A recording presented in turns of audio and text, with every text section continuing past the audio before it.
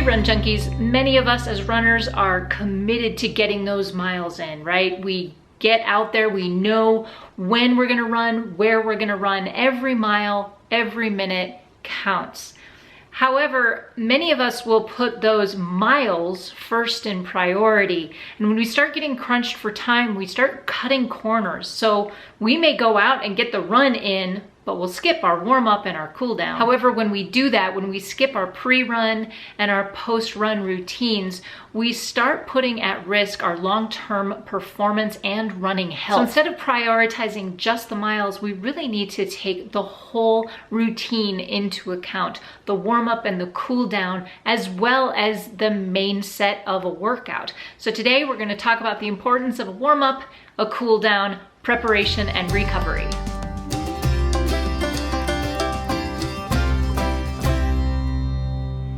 So let's take things in order here and let's talk about the importance of the pre-workout warm-up. It's important to do this before any workout really. So if you are swimming or weightlifting or running, it's important to do warm-ups that are specific to that sport, that will mimic the movements of the sport you are about to do.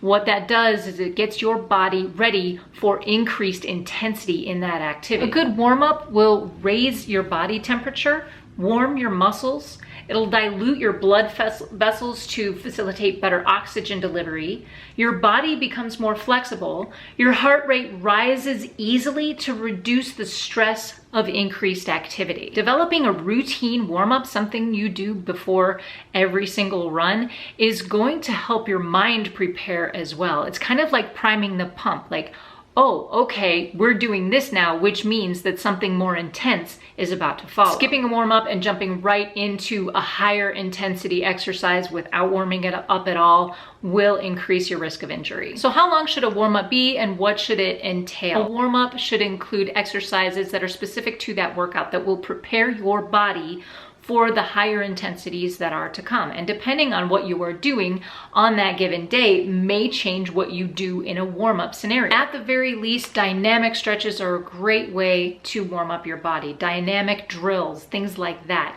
However, I would argue that before you even get into the drills, you might want to start with some foam rolling. I highly recommend foam rolling as a way of prehabbing for a run before you get into your dynamic stretches.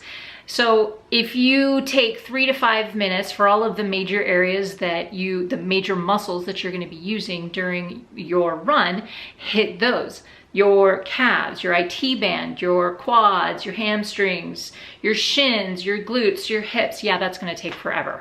Seriously, who has that kind of time? I get it. No, I really do get it. It sounds like it would take a lot of time. So if you have the time, great, use it. However, if you don't have that kind of time, you might spend a few minutes on maybe those tighter areas. Maybe if your IT band is typically tight and it bothers you during a run, hit that at the very least. Spend at least 10 minutes foam rolling targeted areas before you get into your dynamic stretches. Okay, now we're gonna get to the dynamic stretches. Guys, there are so many resources on how to warm up for your run, and I'm leaving links and links and links in the description below. So please check those out. This is your next step. And what you're doing during a dynamic warm-up is you are activating the muscles in a little bit of an exaggerated fashion, but slower. This helps your muscles prepare. This helps get the blood flowing and get your heart rate up just a little bit. This is activating your body in such a way it's going to help your muscles prepare. It's going to help your heart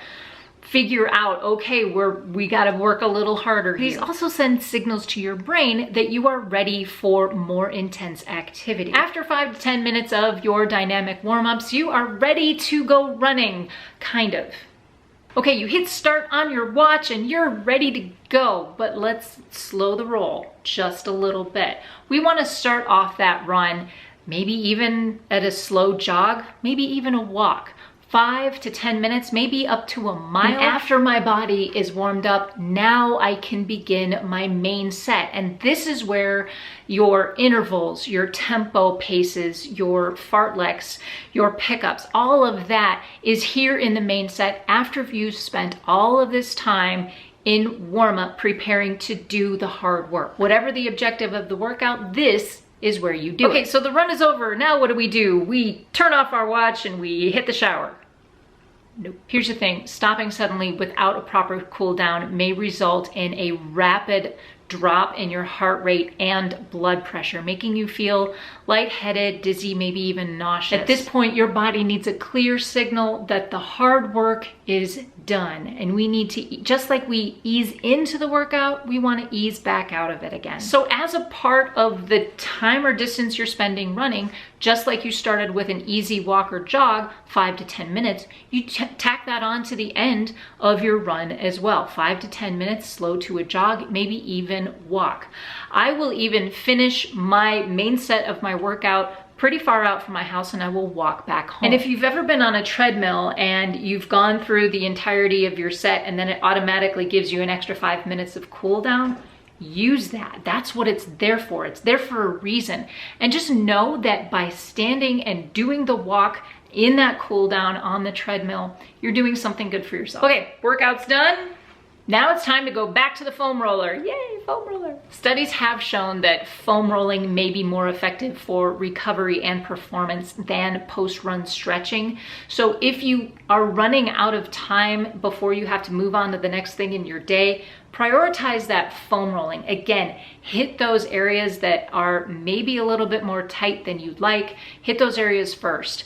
Then maybe 5 to 10 minutes at the very least. I personally recommend at least 10 minutes up to 20 if you can afford that kind of time just in foam rolling. Lastly, we get into stretching. Now this one's a little bit controversial, as I said, because the studies are starting to show that it doesn't really affect performance or recovery all that much. But personally, I like a really good post-run yoga session, 5 to 10 minutes, maybe up to 20 if after a long run. It just really helps me breathe into the muscles that have gotten tight over time. A few well-placed yoga poses and some foam rolling after the fact really helps put the cap on the run, helps me recover better, and just helps me relax after the run. And this certainly helps if there are areas that bother you. You can focus on those particular areas in your cool down. Now, all of this may spark some questions, and if you do have some questions, leave those in the comment section down below. One of the questions I get is, well, if I incorporate my warm-up and my cool down at these slower paces across my whole run, doesn't that lower or slow the average pace of that run? Well, yeah, it probably does. But as I've said in previous videos, your average training pace is not going to be indicative of what you're doing on race day. That is that's a different thing. And if you're concerned at all about how your paces are actually going to look and be indicative of that race day pace, look at the hard work, look at the tempo miles, look at the intervals, and go based off of that information, because your warm up and cool down miles, that's not your race day pace. Don't worry about that. And if this is confusing for you, check out the heart rate video I did last week. Now, another question I hear you asking is, who in the world has this kind of time? I get that. I get that. For many of us, it's just hard to get the workout in at all. We have finite time. We have to get out of bed early already, and then we have to get our kids out of bed. We have to get ready for work, all of that. We have a finite amount of time. So how do I spend all of this time in warm up and all this time in cool down? I won't have any time left over for my main set of my workout. We want to spend that time getting the most bang for our buck. Therefore, we'll just skip the warm up, skip the cool down, and we'll just work as hard as we can in that finite time. Let me show you how to do that without compromising your performance and running health. Whiteboard. Okay, so not a perfect circle, not exactly to scale, but I just illustration purposes, and I love my whiteboard. Okay, so this is your time pie, okay? You have a finite amount of time. You only have so much to go around, and you have to get in a warm-up, a main set, and a cool down within this time frame, okay? So let's break this down a little bit. We're gonna make this our warm-up, okay? This is 20% of your time, okay? 20% of whatever time you have available.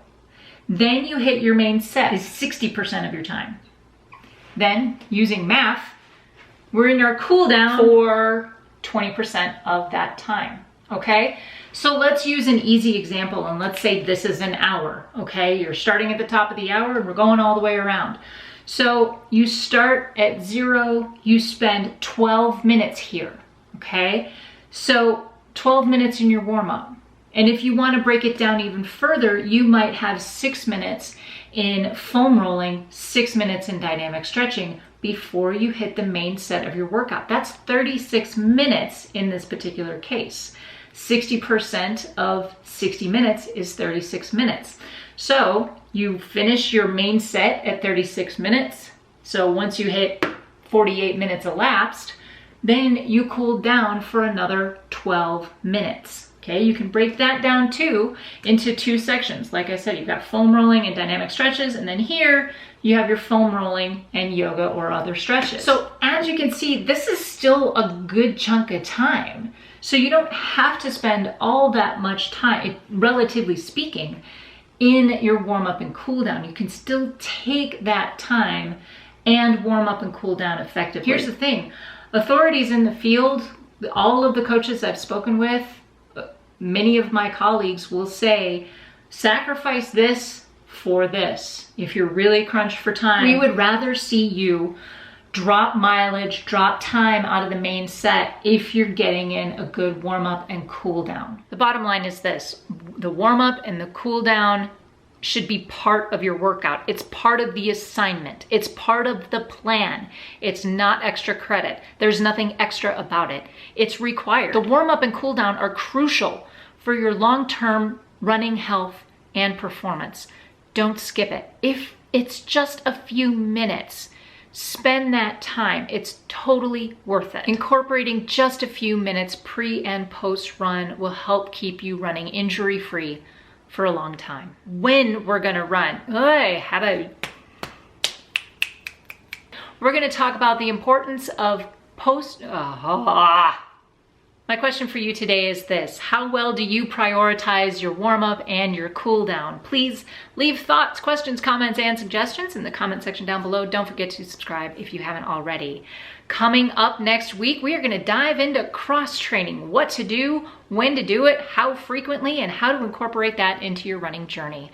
Guys, that's going to be it for me today. Thanks so much for watching. If you like this video, hit that thumbs up. We will see you on the next one. Until then, go find your awesome and happy running. But warm up first and cool down. Take it easy.